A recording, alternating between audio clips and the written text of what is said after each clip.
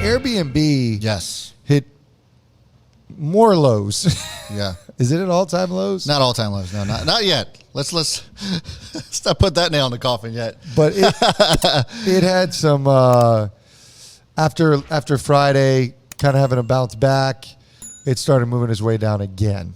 Yeah, so it hit a low of around 131 this afternoon, and it's starting to try to bounce back a little bit. If we look at the daily chart, I mentioned this last week. Like if we broke that crucial support at around 136, 137, and it's tumbled down since then. I mean, Friday it had a relatively decent bounce back day. CEO came on and basically said that, there's not much to worry about. The general interest in travel, especially on the domestic side of things, is absolutely incredible.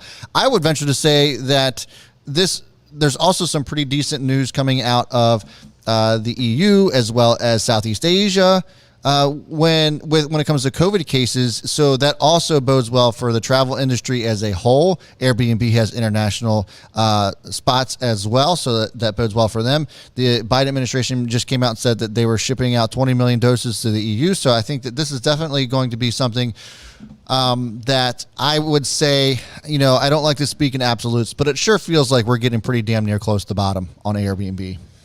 Yeah, it's befuddling. And well, part of this has to do with the lockup period. Yep. The employees have the ability to sell Airbnb this week. And so I think their average price is around $68. I'd have to double check that, but it's somewhere around there.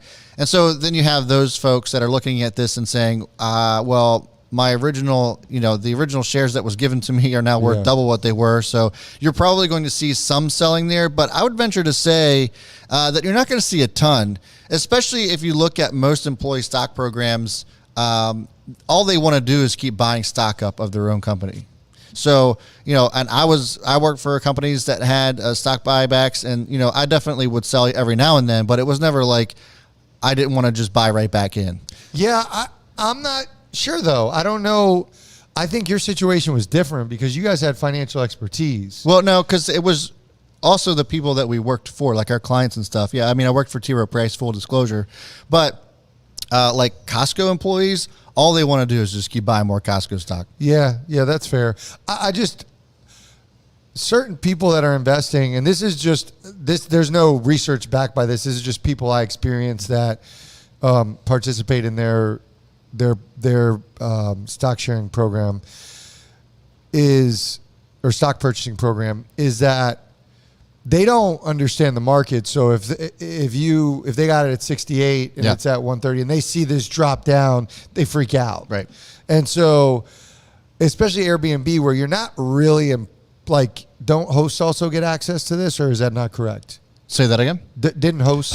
Yes, they have access to this as well, yes. So I just wonder how much that might play into it, but I think it's more of a product of poor timing that the market just has really taken a shit. Yeah. And the lockout period happened at the same time. So I think it's just, if we were bullish and everything was moving up, I don't think the drop would be as drastic. Yeah. And in fairness, we talked about the lockup period, and we actually we were in it and we didn't think it was going to be as big of a deal. This move down, it's only a matter of time before it moves up, but it's in a chart does not look very good right now. It doesn't look pretty. I'm not even going to sugarcoat this. It does not look pretty, but I'm still a shareholder currently. Yeah. My average is 178, I think, is my average on this. So it hasn't been kind to me, but I still don't know if my conviction has changed on this at all, especially as we're heading into the summer months. I just booked an Airbnb to Kansas City, and it was even hard to find an Airbnb just to freaking Kansas City, and there's nothing to do in Kansas City. So what's interesting as we're talking is people. Somebody asked about bag holding. At what point do you consider high conviction bag holding? Yeah, which is a fair question. It sure is. But what's funny is 6 months ago, I'll say still now, depending on what you're talking about, it's diamond hands, but then in another breath, it's bag holding. I know, right? If it's a meme stock, you just hold forever. You're right. But I have diamond hands with Clover. I don't know what the answer is. As far as Well, the answer is, when does it change from high conviction to bag holding? For me, in long-term account, is when something material has changed with the company. For me, it starts from the day you buy it. Like either like your conviction should be the same on the day you buy it, and I mean, obviously you can get more tidbits and information along the way. Yeah. But I bought Airbnb with the intent of what was to come for the summertime, and I've been buying Penn with the intent of knowing, and we talked about this, and we have it on camera, about buying Penn because we saw the potential for it throughout the entire year. Yeah. So these are my two high conviction stocks. I have Spirit Air Systems for the same reason. So those are my three biggest holdings that take up probably around 30% of the account right now.